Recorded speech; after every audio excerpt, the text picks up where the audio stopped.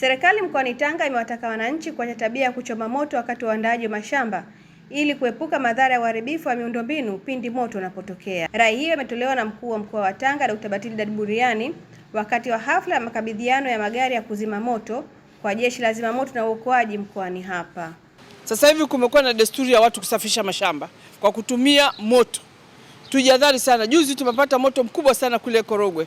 Na moto ambao umewashwa kwenye mashamba mlimani mpaka ulikuwa uingie mitambo ya TBC, mitambo ya kurushia masafa ya television. Naombeni sana wananchi tusafishe mashamba kwa kufyeka, kwa kulima, sio kwa kuchoma moto. Sio tu tunaharibu uoto wa asili, lakini ni hatari kwa nguzo zetu za umeme, ni hatari kwa miundombinu mingine ambayo iko kule. Kila atakayemuona mwenzake anachoma moto atoe taarifa.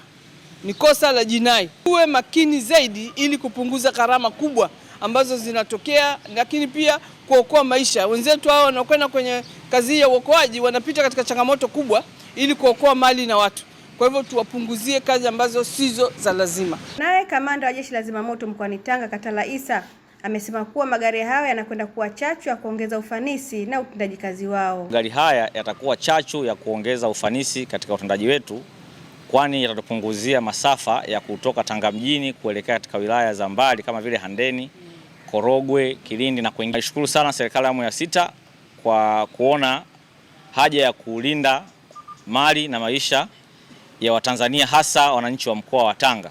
Zamani wakati mpiko gari moja unapotokea masuala ya moto, basi wanafika mahali hawaheshimiwi, vijana wanafanya fujo za baada ya kuzima kazi ya moto, wanafanya kazi za mashambulizi. Sasa hivi iko heshima kubwa, hata inaonekana hii kazi inayofanyika inaleta tija katika taifa letu na kwa mkoa wa Tanga.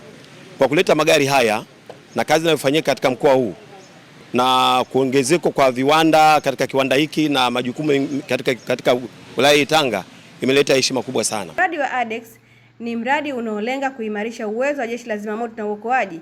Kupitia mradi huo, Jeshi la Zimamoto mkoani Tanga limepokea jumla ya magari 7 ya kukabiliana na majanga mbalimbali ikiwemo moto. Amina Omar, Daily News Digital.